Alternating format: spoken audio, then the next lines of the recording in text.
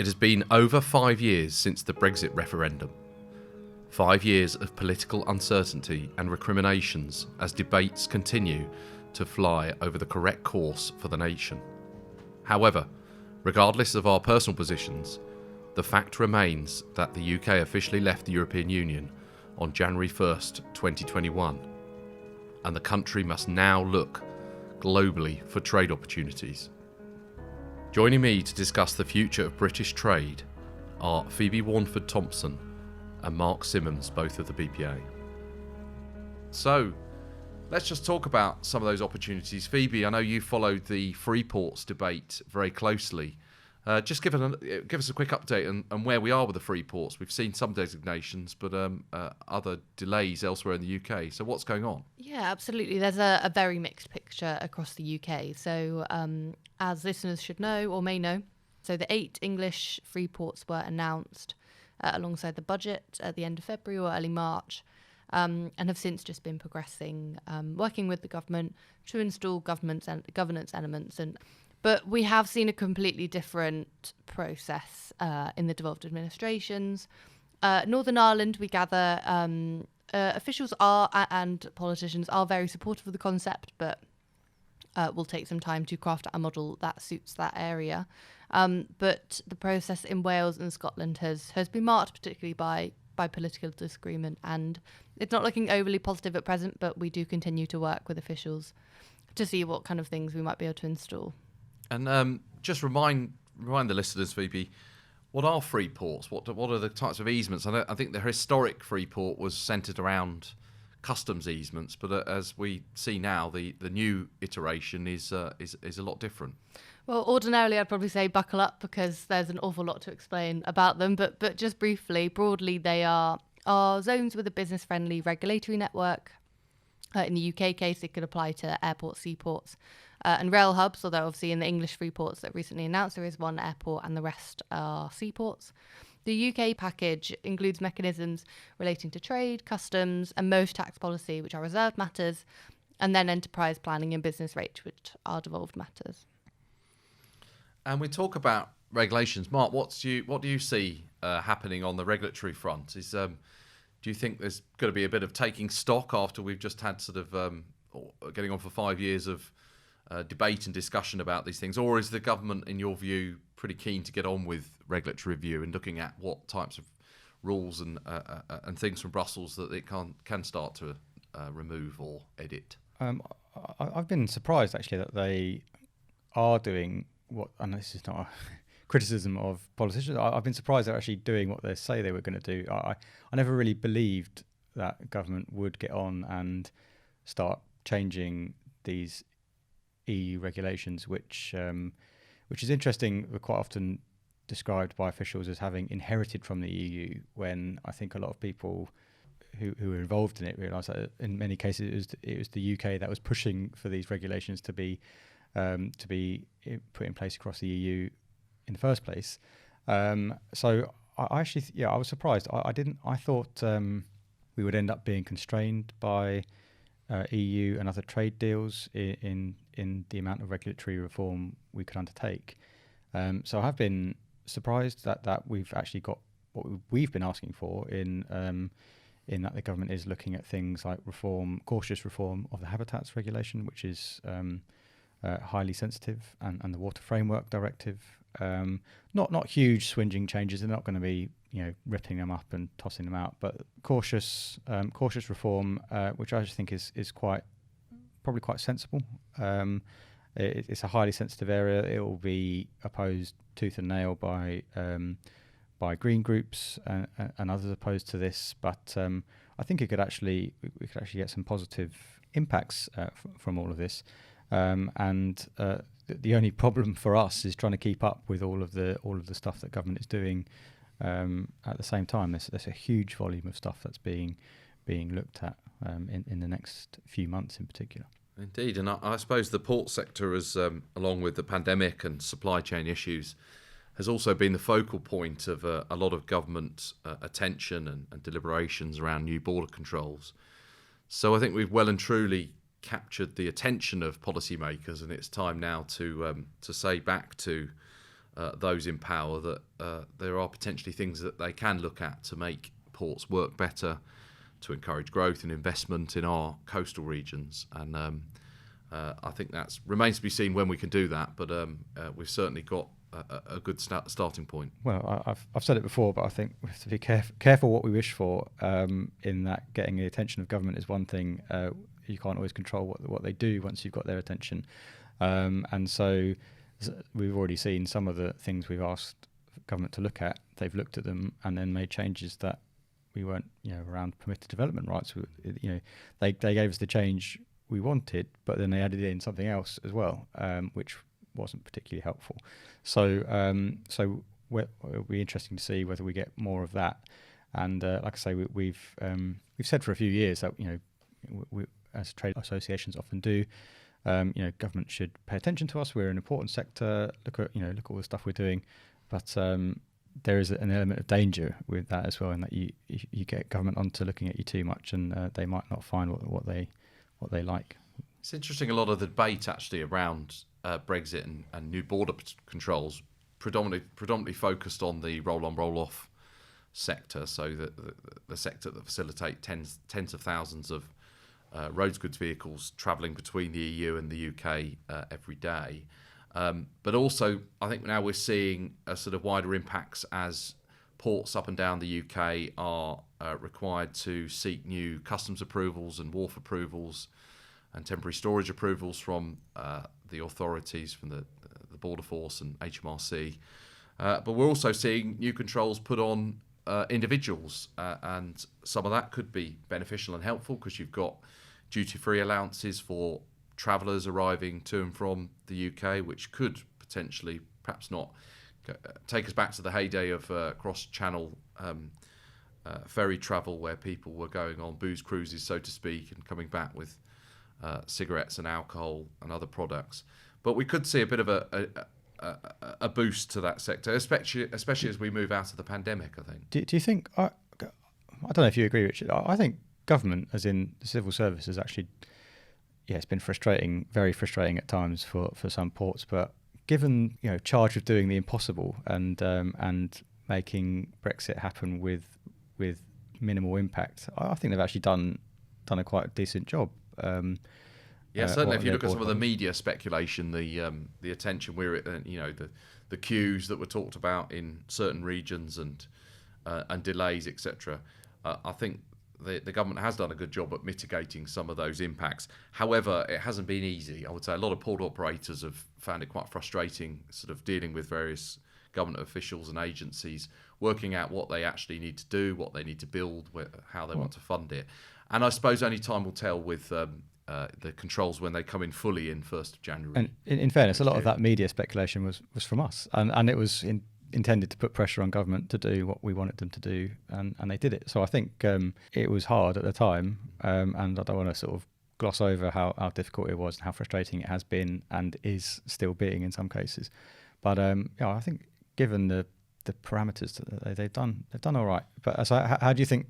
What do you reckon for best border by 2025 in the world, or whatever the... Yes, the government's aspiration to do that. Well, we're still some way off that, but we're in a good place. We're looking at that, and it's going to be quite a challenge to get there, but at least we're sort of taking a bit more of a longer-term approach to these things instead of being forced to kind of look at changes that are coming in within months, as we've found recently.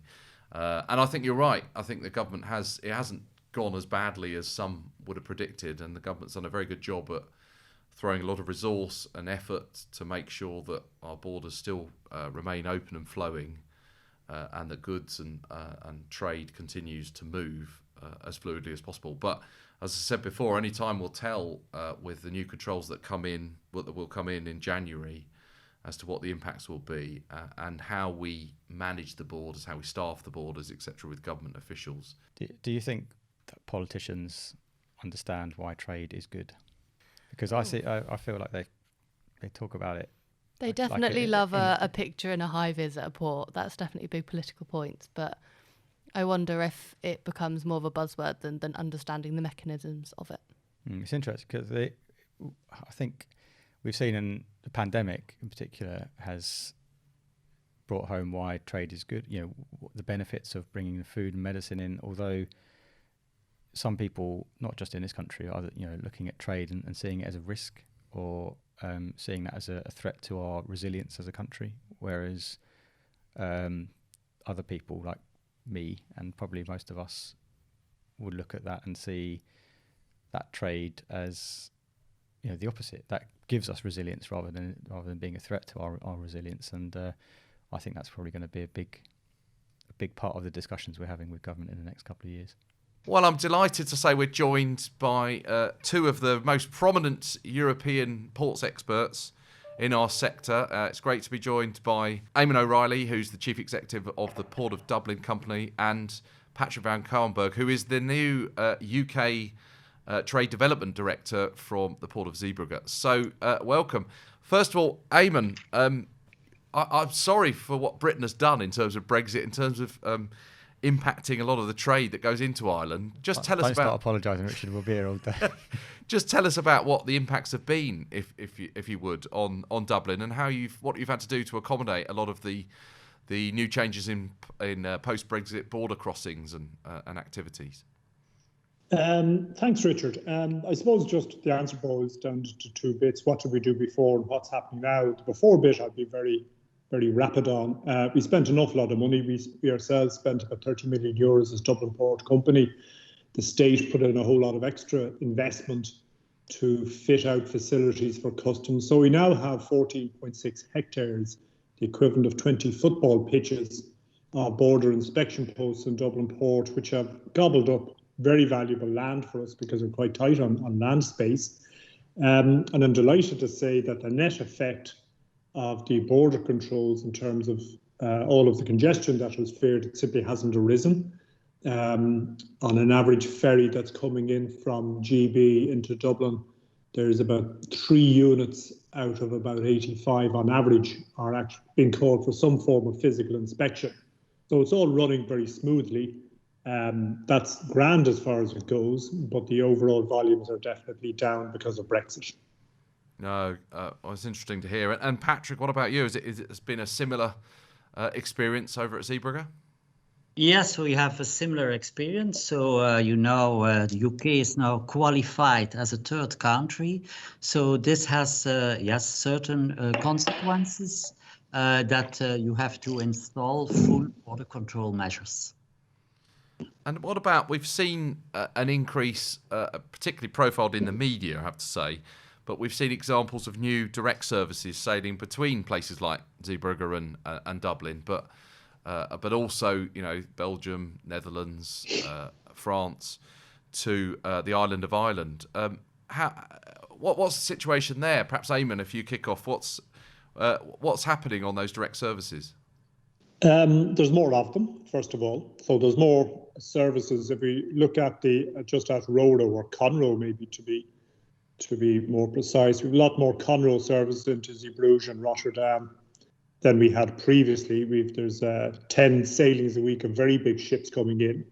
We've additional Rolo capacity into Cherbourg, and an awful lot more happening in the Lolo sector. So for us, it's no longer makes a whole lot of sense to differentiate between trends in Rolo and trends in Lolo. They're quite interchangeable. Volumes are quite interchangeable now. And we've moved from a position, if I look at all of our unitised business in Dublin Port, containers and trailers, of about the 1.5 million units coming in. It used to be split 50-50 between GB and EU. That has now changed to more like 2/3 EU, 1/3 GB in a very short space of time. That's pretty dramatic. And Patrick, similar story from Zeebrugge, and also, do you think this is going to last? Yeah, it's a similar story for Zeebrugge. You have additional border measures that you have to respect when you leave the European Union and you are coming in a third country and again coming in on the other side. So there's the famous land bridge, and we offer the market solution to have the opportunities and the possibilities to have not the consequences of administrative burden that you will occur whenever you have to enter a third country. Yeah, I suppose the consequence of that is obviously quite negative to UK ports because we see declining numbers, etc.? Yes. Can I ask a question for both of you? I think I feel like the UK has spent the last few years building a bunch of trade barriers between Europe. Do you think now there's a sense here in the UK that we talked about this before as well, that Brexit is done now, even though we haven't finished implementing it here. But there's very much a sense that the politics is perhaps hopefully behind us. Do you think that means we might spend the next 10 years starting to dismantle some of those trade barriers slowly, or are they here to stay for the sort of medium and longer term? Do you want me to take that? Yeah, we'll start with Eamonn. Yeah. Yeah, I'm not at all optimistic that they're going to change. And the only reason I say that is I'm old enough, I guess, to remember when the single European market was created, mainly actually through the initiative of Britain. I remember Lord Cofield of Dover looking at the elimination of trade barriers, or non-tariff barriers to trade was the phrase that was current in and around 1990. So in 1992, I can remember the trade barriers disappearing. They disappeared. It took an awful lot of work to get the Single European Act in place and everything that came from it. And for trade barriers that have now been reintroduced just at the start of this year to similarly be diminished in time, it's going to take an enormous political initiative to make that happen. I don't see it happening. Britain had its referendum. There was a decisive vote. It has been implemented in the way that it's been implemented, and I suppose I'm taking a crystal ball to course of British politics in the future. To me, it's just inconceivable that there will be any significant change in non-tariff barriers to trade.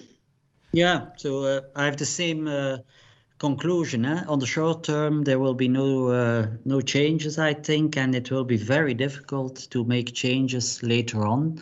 But you never know. If it's a period of 10, 15, 20 years, maybe, but not in the short term. I think what we're interested to hear is actually there was a lot of media speculation, a lot of industry concern about what the changes post-Brexit would look like at our borders. What's the experience been like? Have we seen queues of lorries and vehicles in and out of the ports of Zeebrugge and Dublin, or have you felt that it's gone relatively smoothly? Yeah, so the experience we had in Zeebrugge was it went very smoothly due to the consequences of two things. We had a very good last quarter of 2020, because just before the Brexit, you remember the negotiations, everything was uncertain until Christmas Eve, what would be the result. So you had a huge demand of goods in preparation of the unknown situation after January, February 2021. So the year started very slow in the first weeks of January, and we saw that the traffic went increasingly near the end of January, mid of February. So that was a good coincidence that the market was prepared that there could be difficulties at the start of 2021. So we have not seen major queues of lorries. We had also foreseen parking places. We have never used them. So the situation in Zeebrugge was excellent. And Dublin, Eamonn? Very much the same, but we have some additional complicating factors in Dublin. So huge amount of stockpiling in the last quarter of last year meant a very light start to trade in the month of January. There was a couple of weeks of consternation, and you'd find individual cases which would get a lot of highlighting in the press. But the teething problems with systems and the use of custom systems and trade has been prepared for, that did work out very quickly. So as I said earlier, we're down to very light levels of checking, which doesn't surprise us because I suppose from the 1.5 million units in and out of Dublin Port, prior to Brexit, about 200,000 of those would have cleared customs in the normal fashion. They would have come from a place like the Far East, for example. So the big challenge in Dublin was to take checks on 200,000 units and apply the same level of checks on what then became about 1.2 million, with the extra million being from Britain. And that took a period to bed in, but the period wasn't long, very much helped by the stockpiling prior, as I mentioned earlier. So a very smooth introduction altogether. Eamonn and Patrick, so the UK government has long talked about the benefits of Brexit. But what do ports in EU member states make of the UK's Free Ports Initiative, as well as the prospect of a deregulation drive and new trade deals with nations across the globe? Well, if I jump into that, on the new trade deals, I've always been, I suppose, saddened when I listen to the talk of these great new trade deals. When you've got the largest free trade deal that you could possibly have with all of these neighbouring countries in the EU, that can never be replaced by better free trade deals with the Antipodes or the likes of that.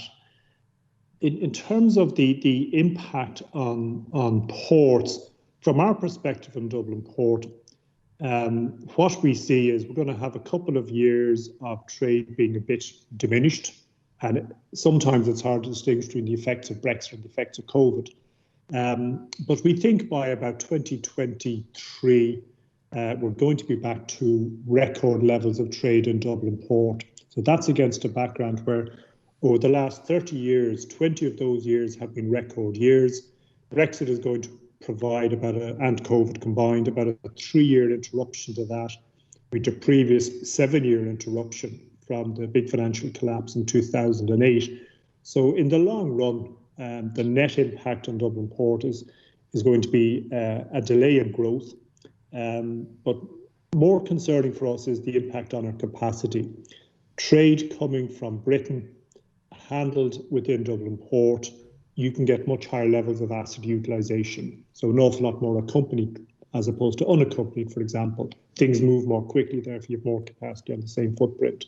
So one of the impacts of Brexit, and not an obvious one when we were heading into Brexit, is that it's going to reduce the ultimate capacity of Dublin Port. And Patrick, from you, what sectors have been and will be most impacted by the new border control processes? Yeah, so the sector that's most impacted, that's the food. So exporting food towards the UK, quite important. And of course, food is very sensible on the journey, the time of the journey, and also the conditions.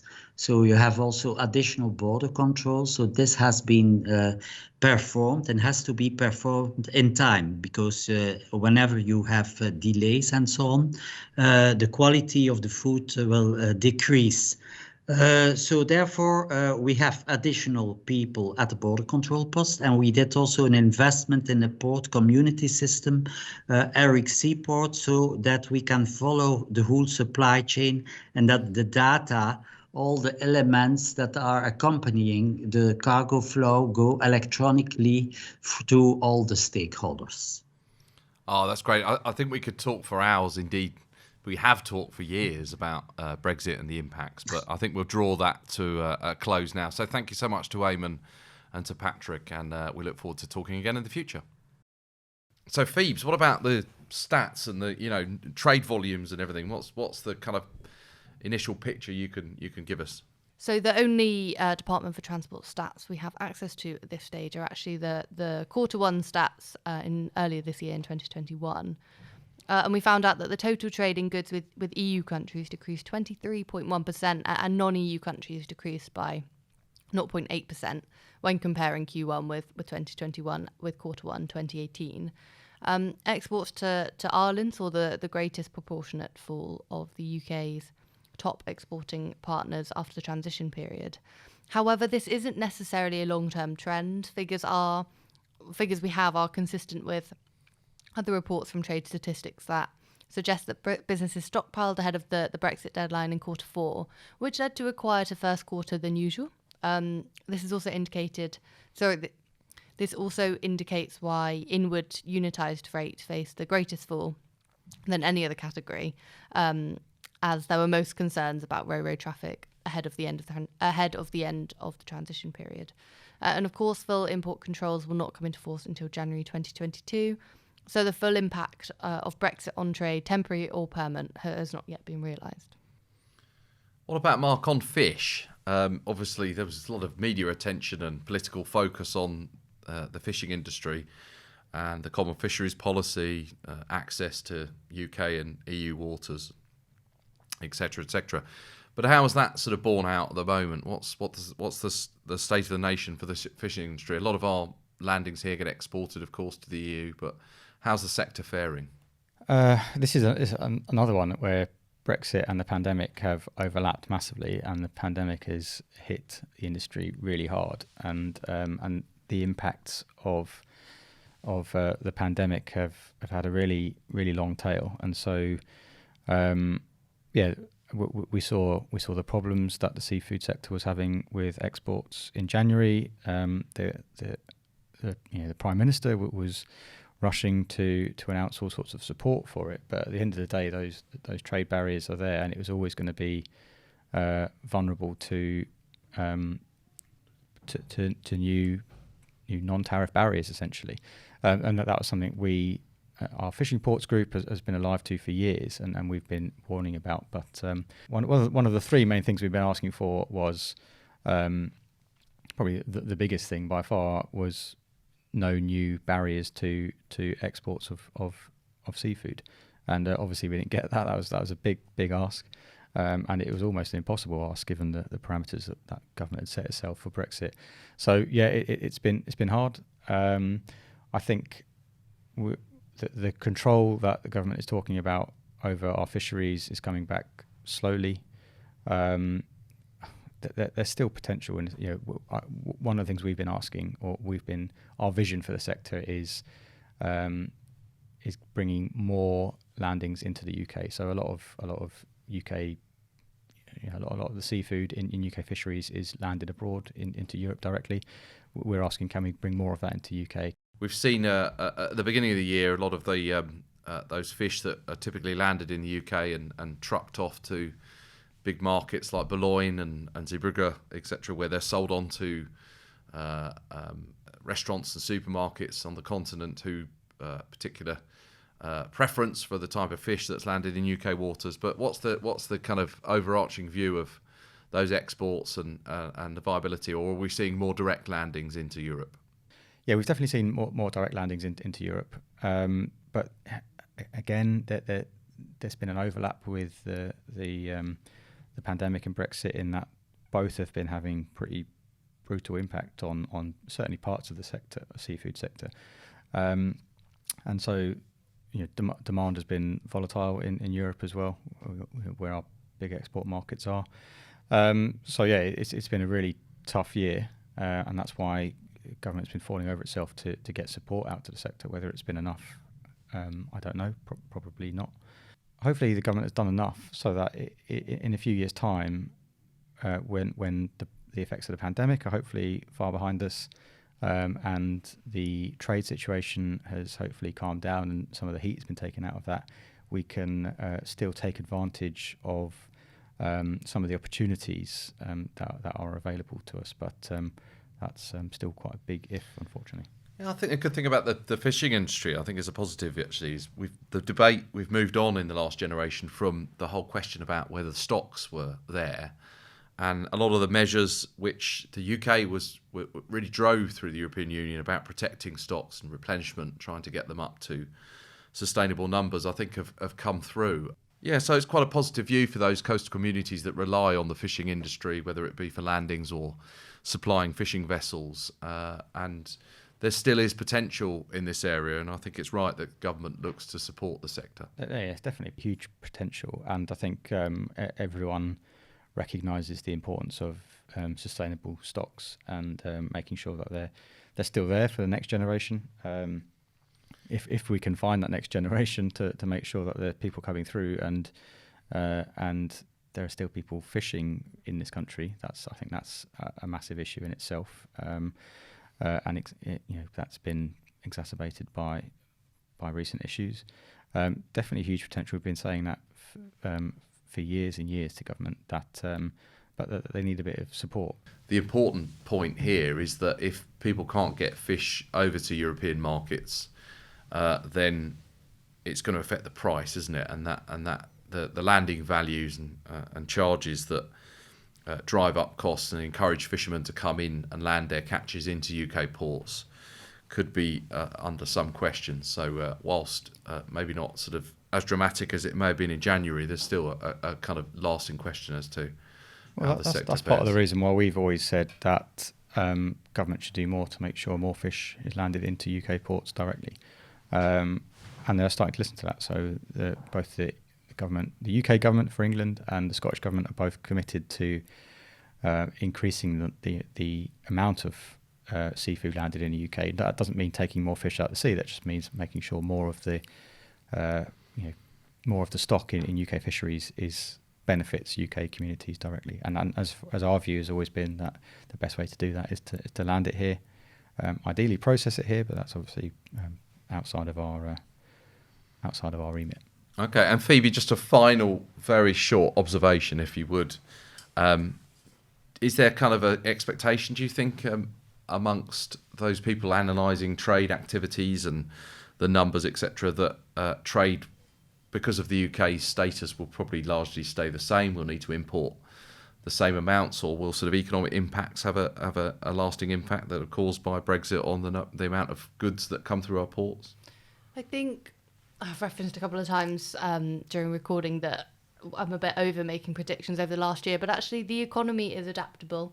I think in many cases we've said we felt like we might be going to hell in the handbasket, and it certainly does feel like that sometimes, but I think we will always see ports are resilient, the economy is generally as resilient, and even if there is a dip, there is always a bounce back. So I'm sure we'll be talking about that in future podcasts and indeed events. But that's all we have time for today on this session. And just remains me to say thank you so much to our guests today, Eamonn O'Reilly and Patrick van Cauwenberghe, and also to my colleagues, Phoebe Wanford-Thompson and Mark Simmons. And join us again next time for the BPA Portscast.